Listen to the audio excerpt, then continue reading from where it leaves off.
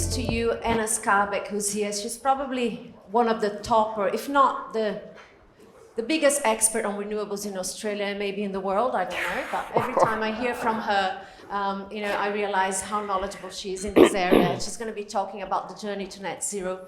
Climateworks, she will talk a little bit about it. Climateworks Centre is part of Monash University, fantastic organization that supports the work of C4C. We have done a lot of things together in the past, including this particular conference. We've been partnering for a while. So I'm very pleased that Anna came from Melbourne to do this. Thanks, Anna.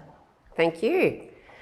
My brief today is to talk net zero, which is my specialty. So very happy to do that and to introduce myself and Climateworks Centre. As Chris said, we're a non-profit centre based at Monash University. We're actually also an outward-facing team rather than an academic team, and we were set up to be a bridge between the research and the action to help implementation on net zero. So we focus on net zero emissions pathways, mapping the technologies, and then helping business and governments understand the barriers and how to unlock the opportunity and get cracking on implementation.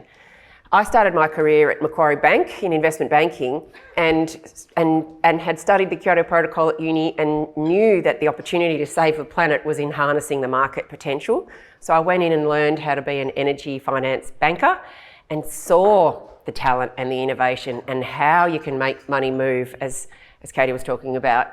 But I saw that the environment wasn't getting a look in. It was not yet the green energy era, and so I moved into a policy role in Victorian government to help try and level the playing field. And I thought, if we just set the guidepost for this, the talent of those bankers and that innovation can direct the finance towards these technologies. But I was working on gas pipelines and coal seam mine sales, and the wind farms were tiny and there wasn't an ongoing market, and the bankers couldn't chase it. I then moved to London and I worked in the UK in 2007, 8, 9 and worked in a specialist bank there that had just started up because the EU emissions trading scheme existed. There were long-term policies and programs, and the bank had raised an €800 million fund to do carbon credit developments, and I was in the M&A team advising private equity buyers of wind farms who were helping develop the Scottish onshore wind farm industry then, and then selling them as larger portfolios to the utilities who needed it at scale. The market was doing exactly what you would predict a market to do when a very clear long-term signal was in place. This was after the Climate Change Act had been passed that David Cameron talked about. And the bank that I worked at was then engaged by a new client, the UK Crown Estate, and the brief was the offshore wind market development. And so the government contracted us as bankers to help design the first auction round. The Crown Estate owned the rights to the seabed that those offshore wind turbines would be installed into, and so they engaged us to advise how to set up a really competitive auction market so that multiple consortia would bid, that it wouldn't bid cost up, it would bid costs down. So how do you get that right balance between enough scale at the first round, knowing that the first one would need some subsidy, but you want to send a signal that the price would come down, that the subsidy would come down, the certificate prices would decline over time. Our banking team had some policy experts in it who had worked a lot with 10 Downing Street on the onshore wind certificates. There were private equity players who were saying to government, actually we've got to teach you a little bit. You've put a sunset clause in there and it's 5 years. Our debt goes longer than that. You can't cut it off. So there was a lot of good interaction between Downing Street and the financial markets. This was pre the GFC, 2006, 7, 8, 9. The rest is history on offshore wind. You've seen how the market did exactly as predicted. The size of the government subsidy tailed off, and the costs have absolutely plummeted. I then, after the GFC, came home to Australia. Britain wasn't sunny enough for me, and right at that time, Monash received a grant from the Maya Foundation to establish Climateworks, and so I have led that since 2009. We now have an office in Indonesia with half a dozen staff in Jakarta, and Monash has a campus in Indonesia now, the first international uni to do so, and our headquarters is in Melbourne. So I thought I'd share with you a little bit of the what of what net zero looks like, but I can leave all of that for sharing in the slides later, and I'm really open for this being a discussion on the how as well, of how do we catalyse the markets to catch up to what some of the international markets are doing. And David Cameron also mentioned the Climate Change Act. My team at Climateworks helped the Victorian government write the Climate Change Act in Victoria, and it's modelled on the UK one. And just this morning I was hearing that the power of that act was motivating the Water Board in Western Victoria to overperform on its sector pledge. So that act provides a framework. It asks each portfolio to set its own target. It sort of copies the Paris Agreement. How fast can you go? The water sector cascaded that down. Each regional water authority set its own target. They're outperforming it. They had the framework and the long-term certainty to invest and innovate, and it's really motivating them. That's just over a breakfast chat this morning. There are many more of those stories in many of the states that I'm sure you're aware of. So what I'm going to cover today, a bit of the international financial markets. I was in London last month, and I've just been appointed to the Asia Pacific Advisory Board for the Glasgow Financial Alliance on Net Zero. I'll talk a little bit about how net zero is normalising in the private markets and what they're now seeking from governments to help embed net zero as the default option in markets so that the competition can then thrive within that. So I mentioned GFANZ was one of the acronyms that came out of Glasgow. It's really significant. It's the club of clubs of net zero financial institutions, the Net Zero Banking Alliance, the Net Zero Insurance Alliance, net zero asset owners such as the pension funds, net zero asset managers such as BlackRock and Macquarie and the others. All of those players that had made a net zero commitment had a ribbon wrapped around them, and that became the GFANZ. It's a third of the world's privately managed money now, about 130 trillion, and it's growing all the time.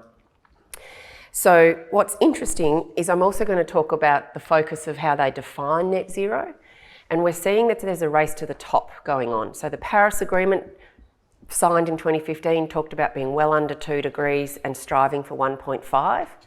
And over the course of 2015 to the COP last year in 2021, we've seen that focus has shifted to the more ambitious goal. Well under 2 is not good enough. Aiming for 1.5 is what the international financial markets have moved to.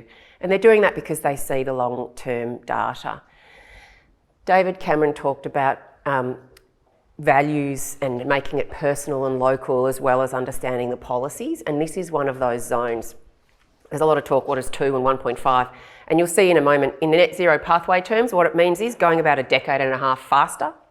So it sort of means net zero 2035 instead of net zero 2050. We're actually seeing in some markets the energy transition and electric vehicles can move that fast. But what does it mean personally? Climate Council and others have done the science for what it means in Australia, and the difference between 1.5 and 2 might be a decade in time, but it's exponential in damage, and that can be really personal for our families, for our farmers. Take, for example, the average years in drought. The science shows if we allow the world to warm to 2 degrees warmer, on average in Australia in any decade, the average years in drought would be up near 7 and 8, nudging 9 out of 10.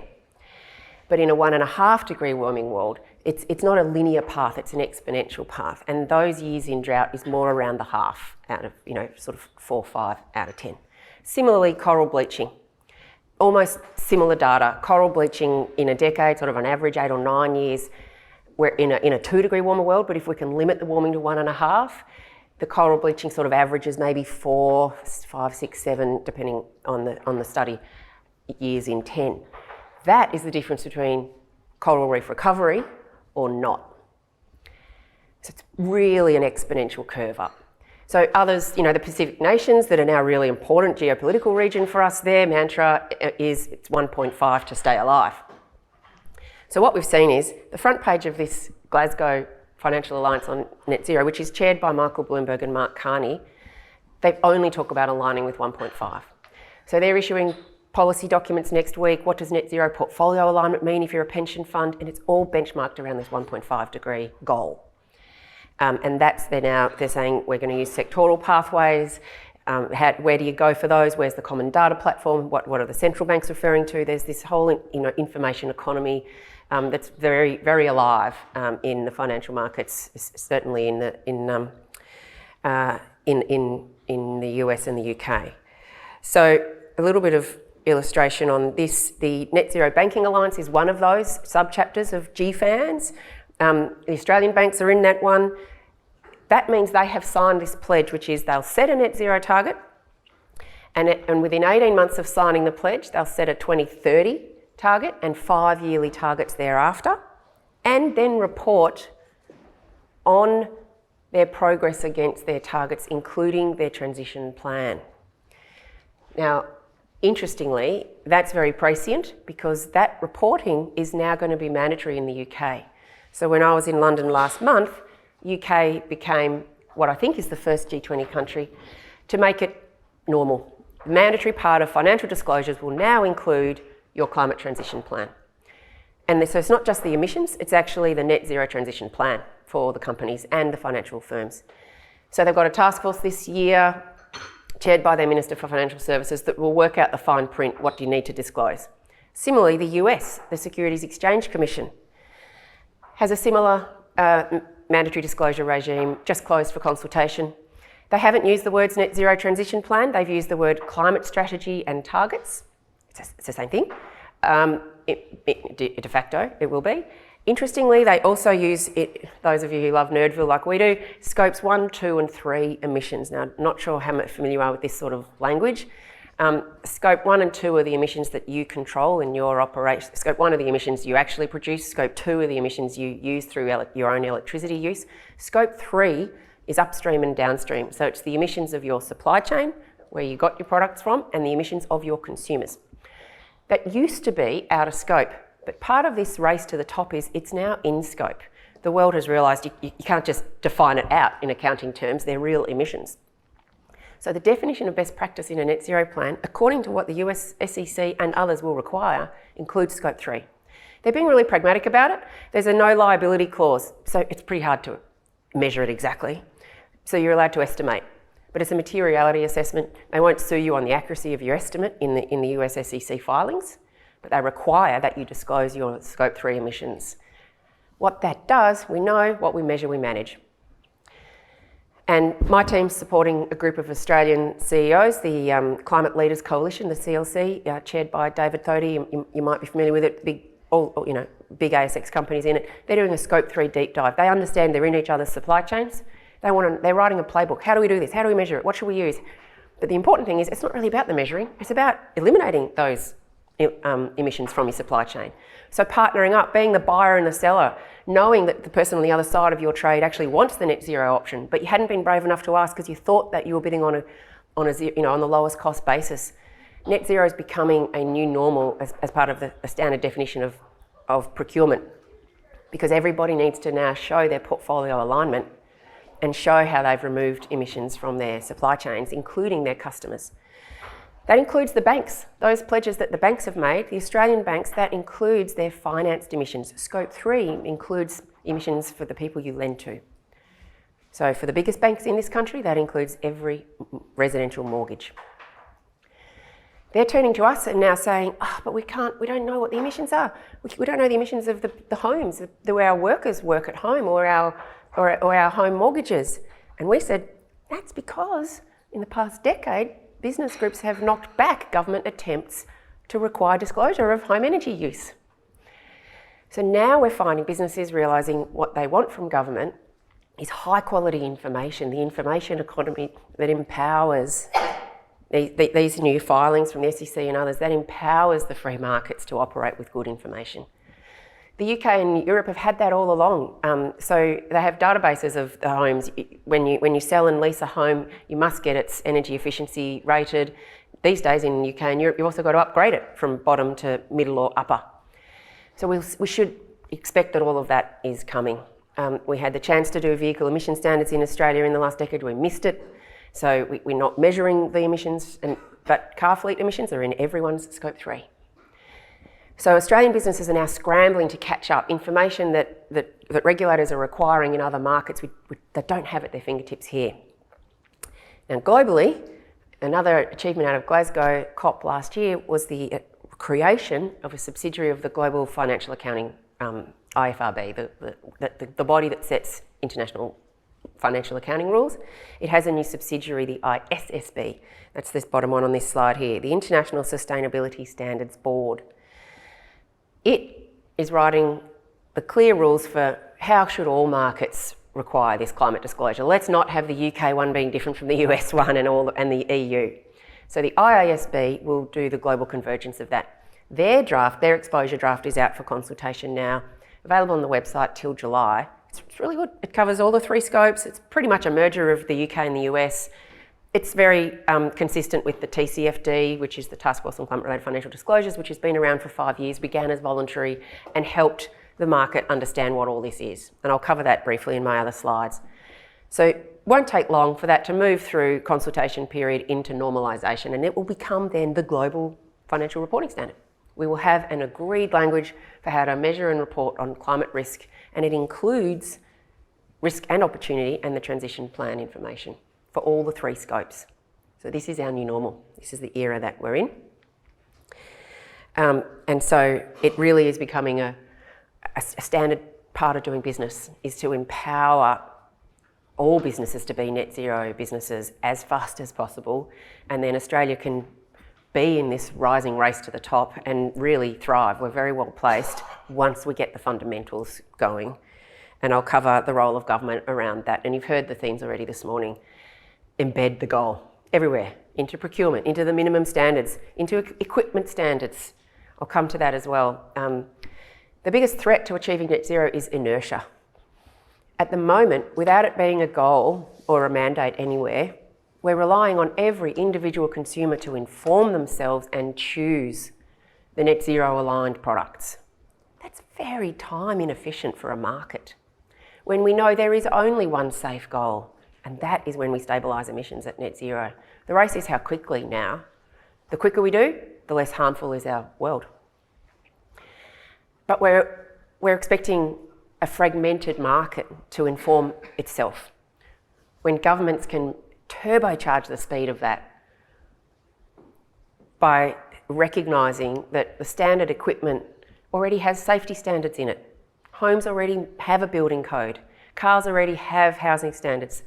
Equipment, electrical installations already need a permit.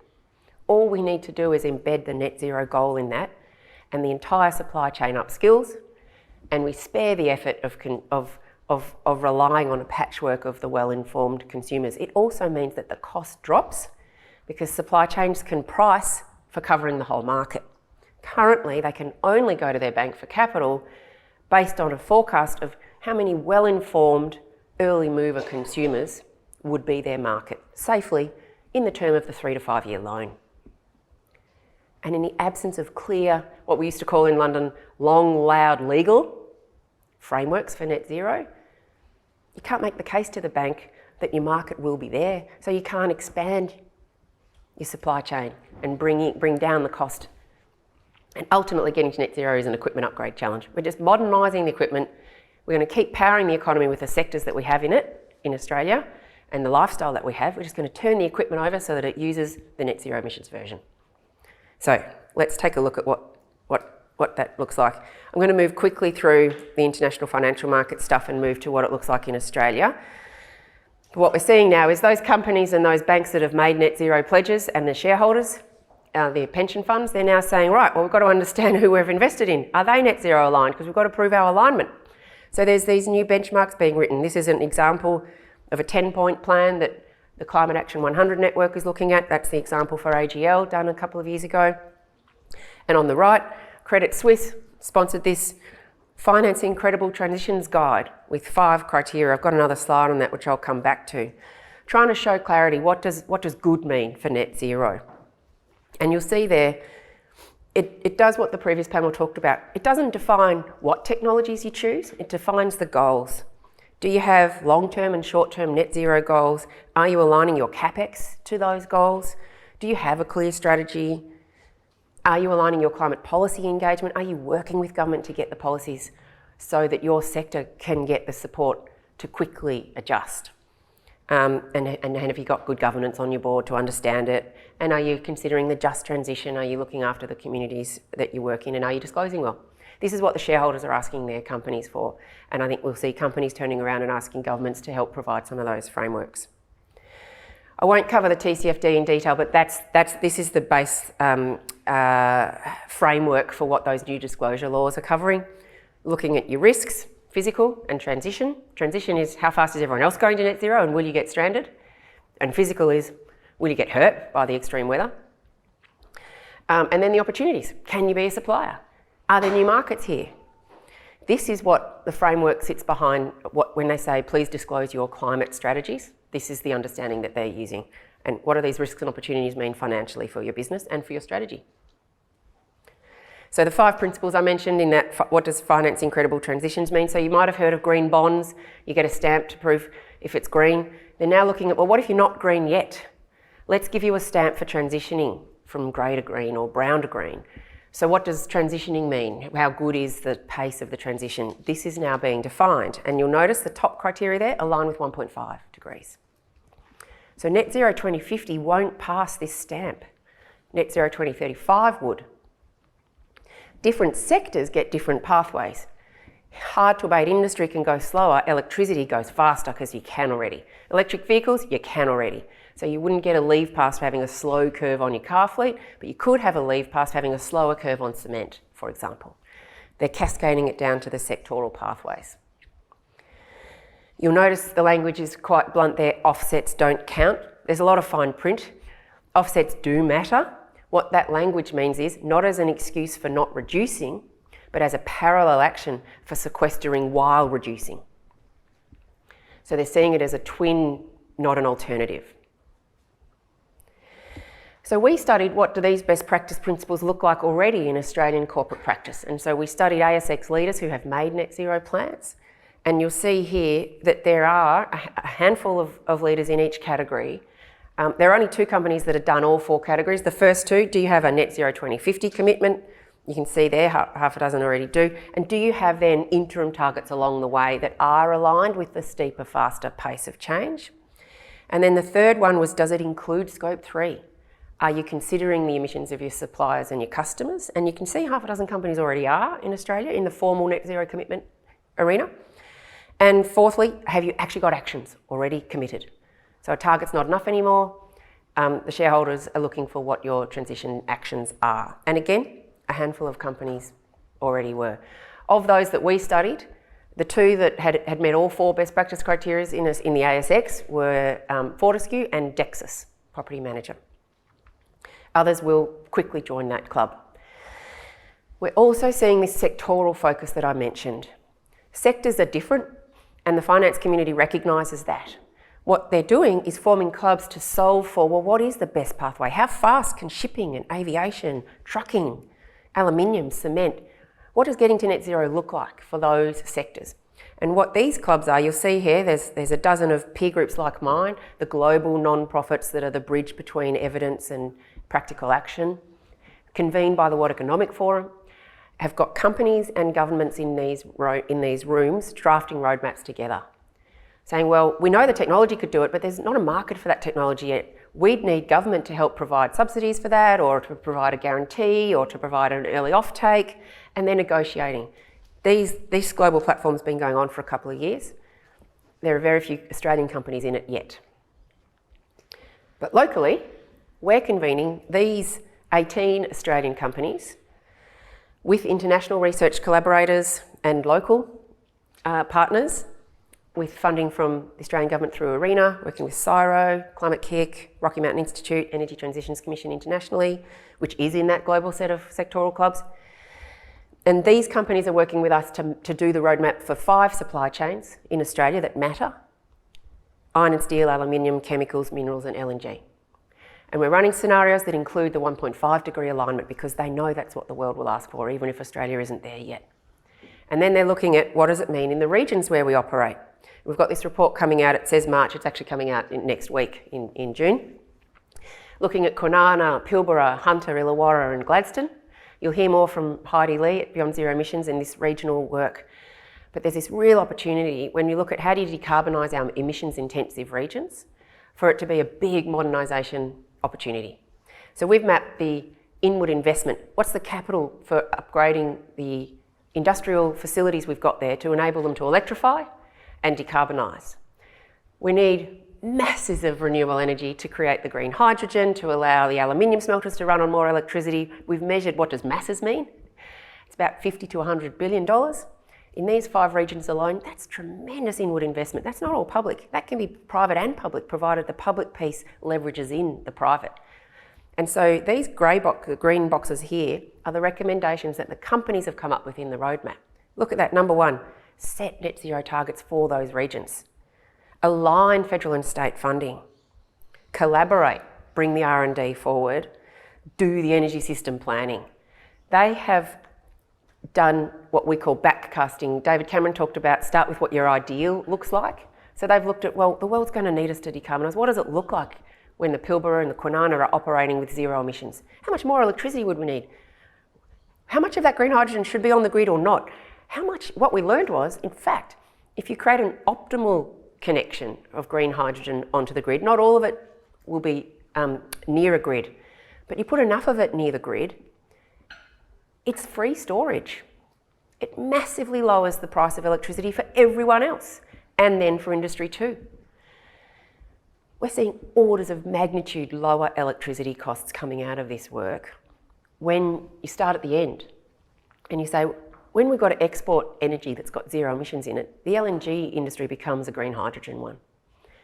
The sheer volume of that means so many electrolysers that can be near the grid, they are flexible load, flexible demand, and then you can run it when the renewables is in surplus and not when it's not. That then pays for the larger volumes of renewables, which lowers the cost for all the other users. That brings a cost reduction, orders of magnitude, like a real step change in electricity costs for the whole system that we wouldn't get if we didn't think about building for the end game of a green export industry. And if we just incrementally go there, we won't see that.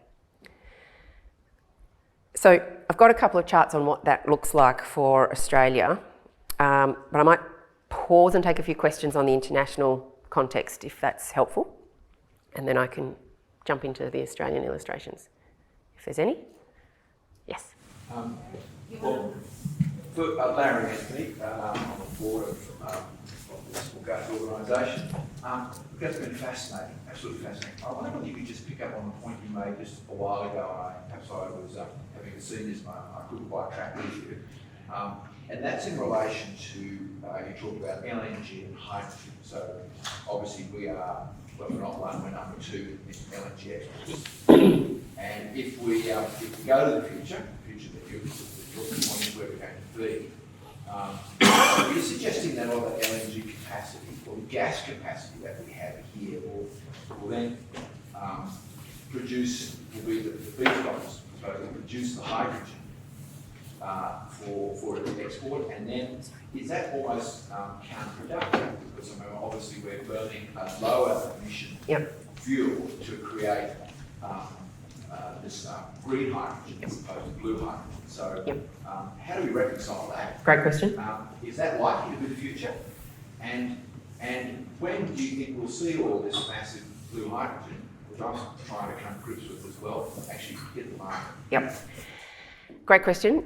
Blue and green hydrogen, for those who aren't in the colour lingo, blue hydrogen is made from methane gas, and green hydrogen is made from renewable electricity and water through an electrolysis machine.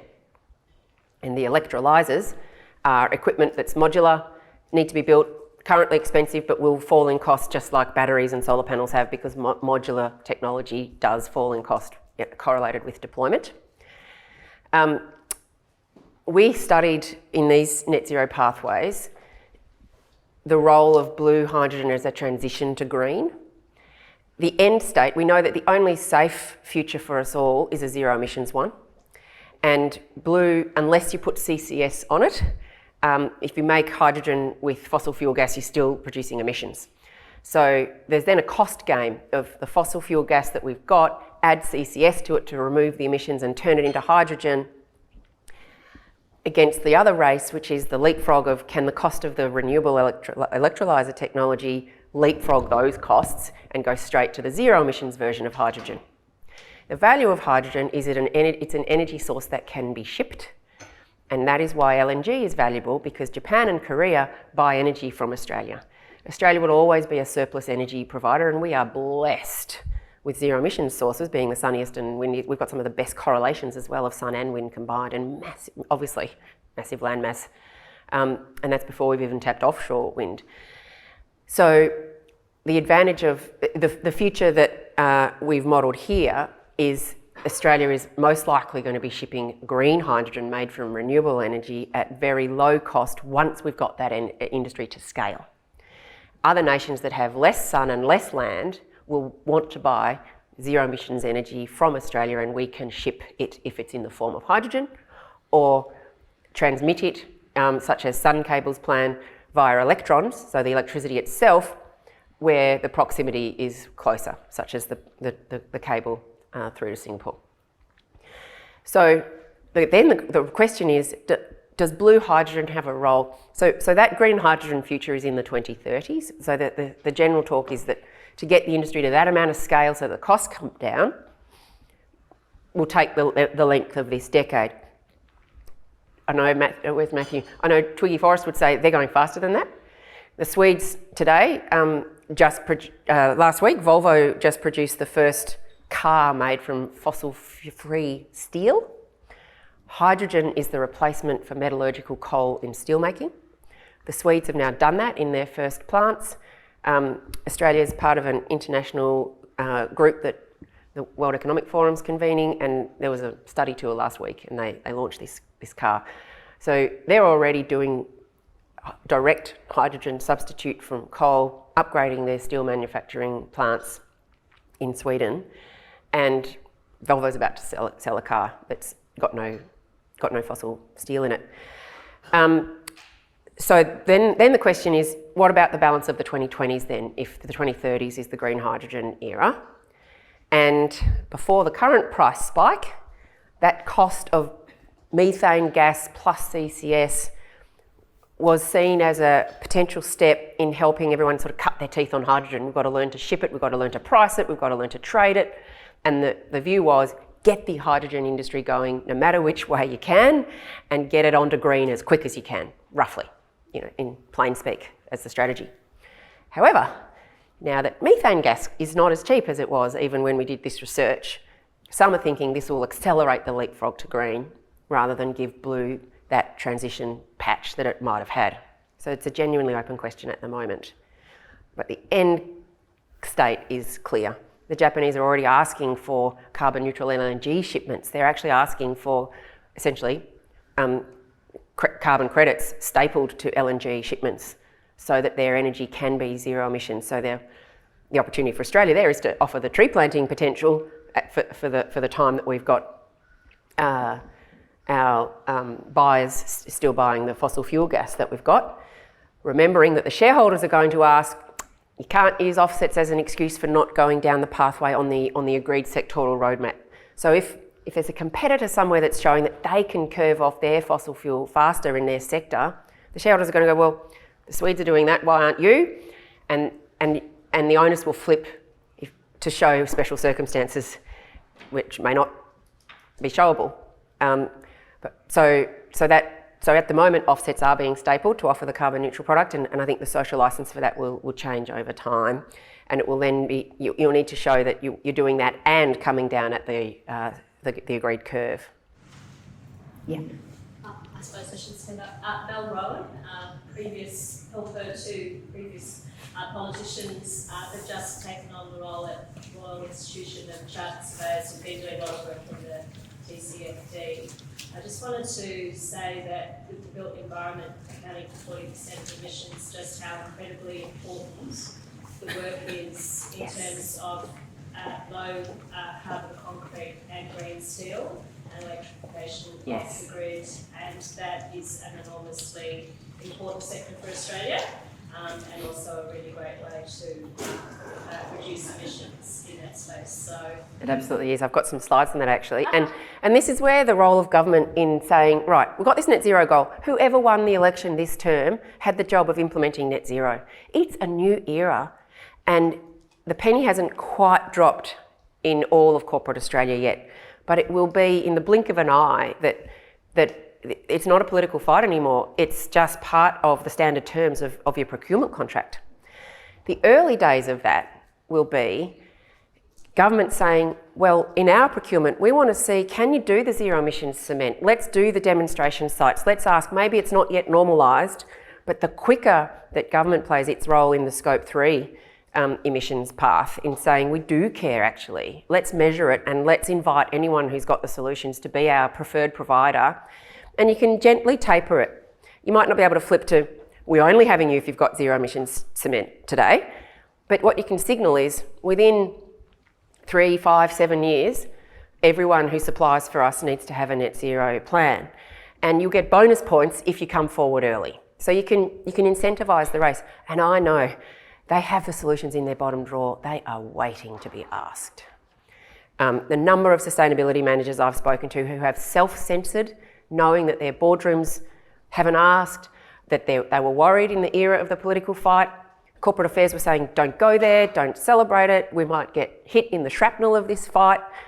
They have not yet said, actually, let's lead, let's invest, let's strategically spend a bit more in the first rounds, learn by doing. Of course, it costs a little bit more. It costs a bit of management time, it costs a bit of strategic risk, not much. But it's a lot less if you knew markets would ask for it. And until Australia had a net zero goal, no one could really prove that to their bank. We now have a bipartisan net zero goal. So it's about turbocharging it. So I'm passionate about the built environment, and I'm going to jump to those slides. All of this research you can see on our website, and I don't have time to go through it all now, but we've studied all the technologies in all of the sectors that produce emissions and can remove emissions in the Australian economy. And these are our net zero emissions pathway. It's sort of our stock in trade at Climateworks. And we published this work in 2020 and had updated it since 2014. And we use the CSIRO modelling fundamentally as the underpinning data. And you'll see that in all of the sectors, there's the technologies already there. In the orange columns, it's demonstrated, but it's not yet the default. It's not yet the minimum requirement, so it hasn't been rolled out at scale. And in some of the sectors, not the built environment or electricity, but in some, we've still got to do some of the R&D and the commercialisation. Transport, long-haul transport, synfuels, biofuels, turning ammonia or hydrogen into shipping fuels. We've got a lot to do, a lot more work. There's great progress, but it's time to now demand it so that that scales up.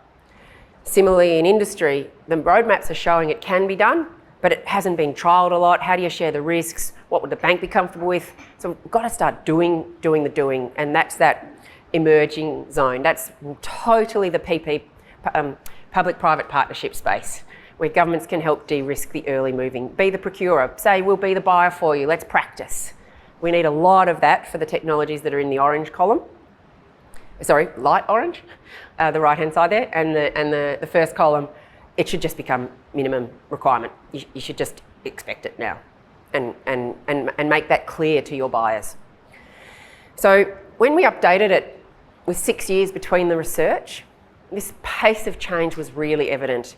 And that's the other message that I really want to bring home. These regulatory frameworks that I talked about that will come down from the UK and the International Financial Reporting Board, they might take 3 to 5 years to land. In that time, we'll practice getting better at measuring, and we'll be ready for what those new definitions are, and we'll know what the definition of a green bond is. But in that time, the technology will move again in leaps and bounds because the costs fall with deployment. So we saw solar installations achieved in 5 years what the original research said would take 20. We saw battery costs 90% cheaper than they were 10 years ago. On electric vehicles, the difference between our 2 pieces of work, and in both cases this work has won prizes. We've used the CSIRO data like we are using the best in the game, but literature always lags the market. And as soon as the market gets confident, the learning by doing means costs come out that the literature can't predict. A lot of the costs are in implementation, rollout, installation, the human time. You can strip those away once you start going. And that's not always possible to predict in a lab, right? But a few good policies from a few state governments or China and Germany, and that's what we saw.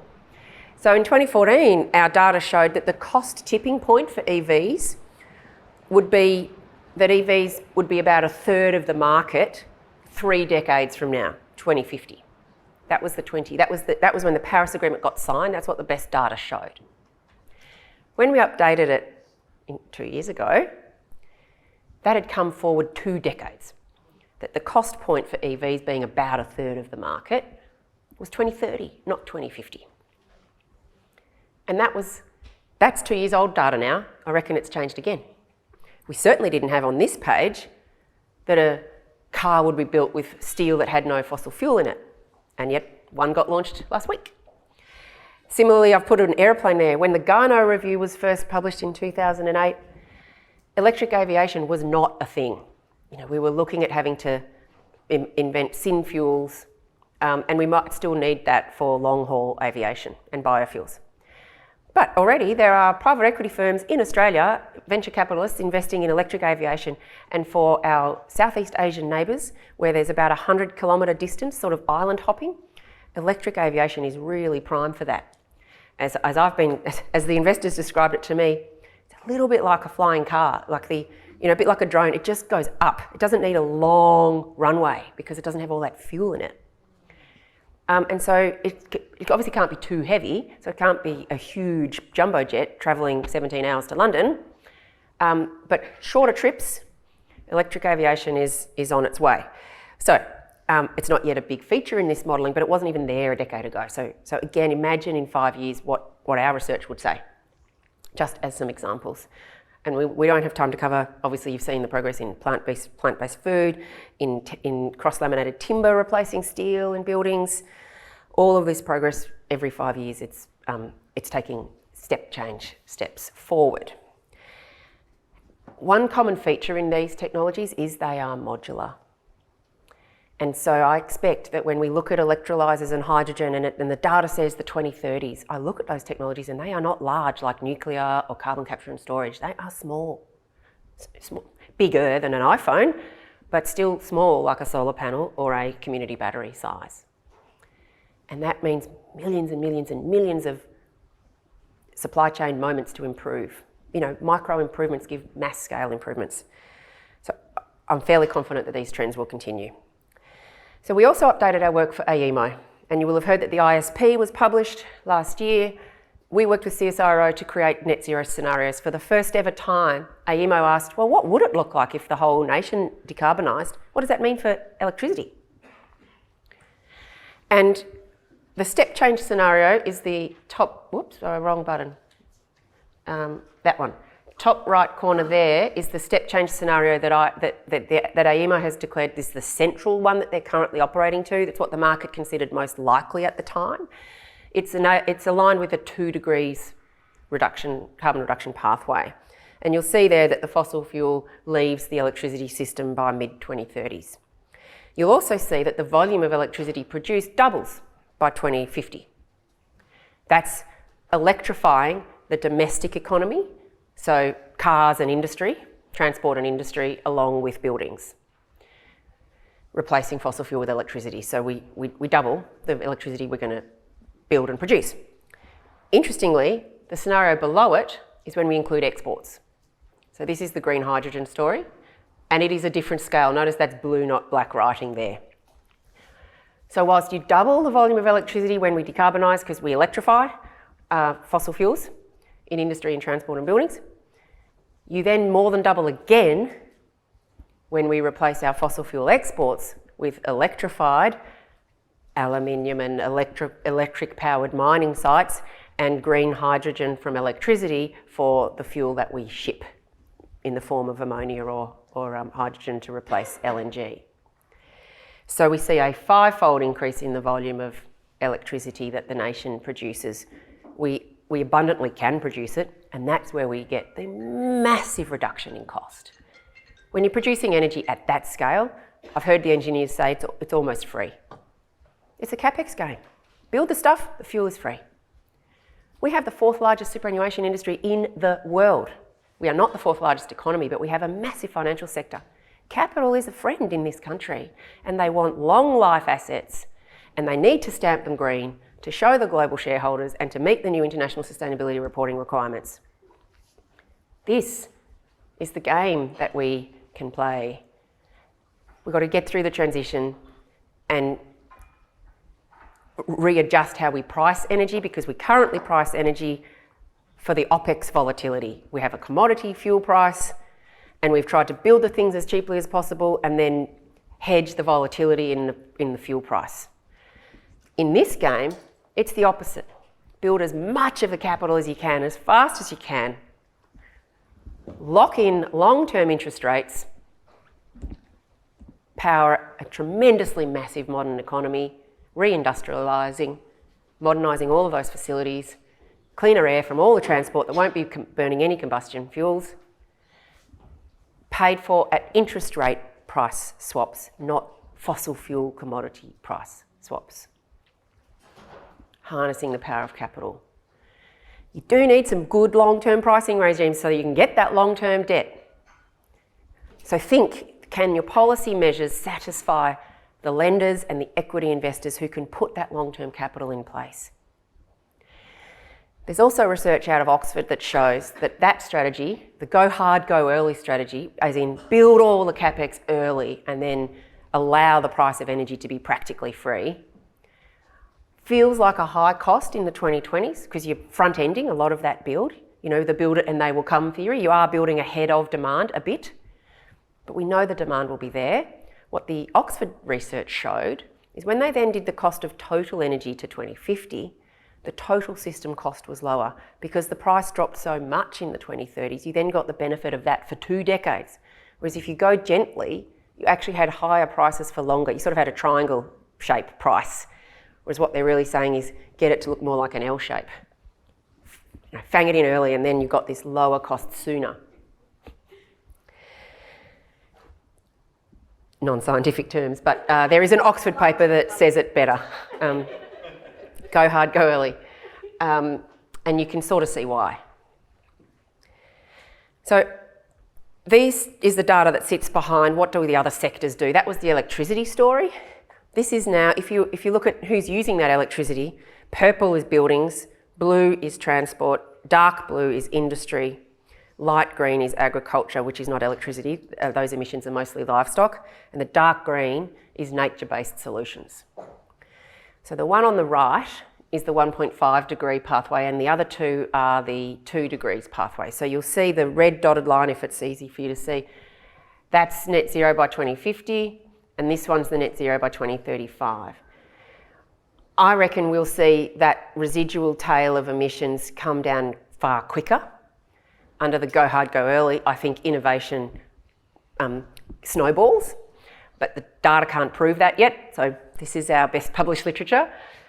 So what you see is the model chooses nature-based solutions to buy time for the last of the emissions to be removed. So Australia hits net in the 2030s, but you can see we're still emitting. And that's a modelling outcome at the moment. So I think we will see that adjust in the coming 5 years. But what it does say is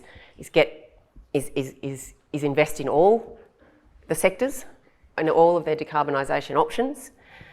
Because if we want that sequestration, if we're going to need it, we're going to need it to be growing now. We're going to need to be supporting soil carbon, blue carbon, supporting integrated farming. We've still got to be producing the food that the rest of the world is going to need. So we're working with National Farmers Federation and natural capital metrics to help integrate the two and be able to measure financial capital and productive capital as well as natural capital. So that's another topic in itself, and I won't go into too much detail, but the circles on the left show Australia's emissions. Inside circle, the yellow is the electricity, it's about 1/3. So we've got to remember that even when you decarbonise electricity, we've still got industry emissions from processing and cement and other gases that aren't electricity. And then we've got transport and ag too, and then you can fold that electricity through to the rest of the economy.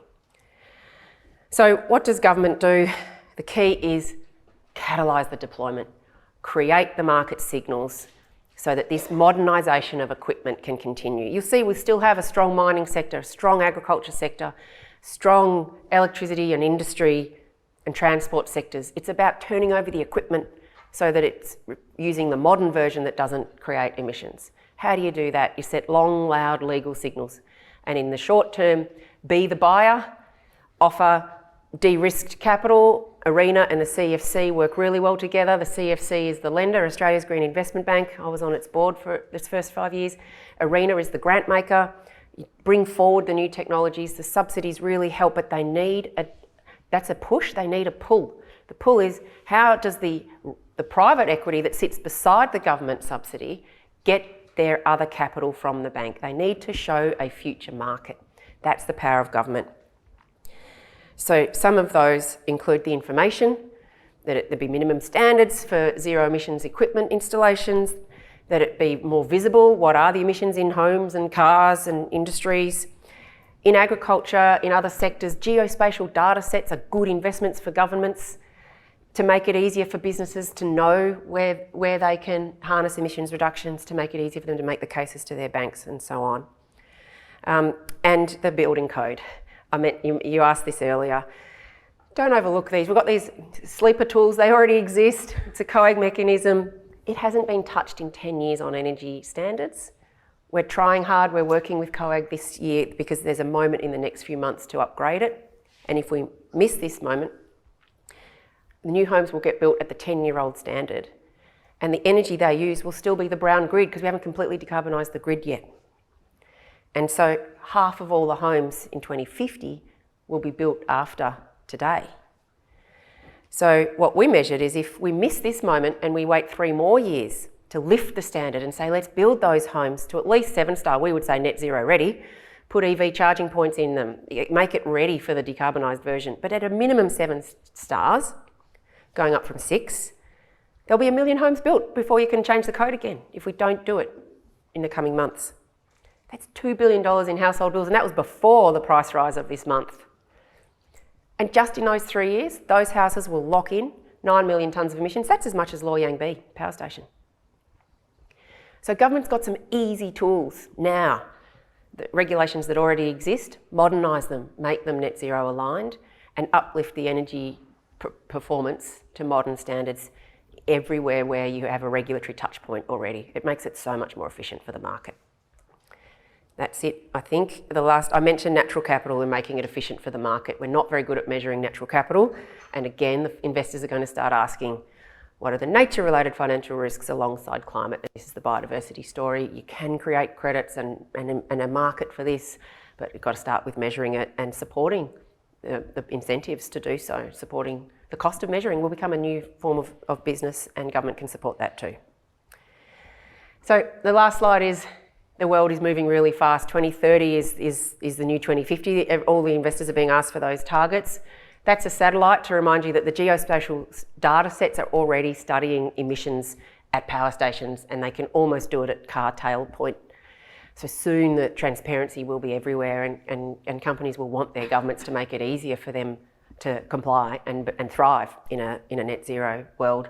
And we know that the students who marched will be adult consumers and voters and have grown up expecting that this is the world they want to operate in. Thank you.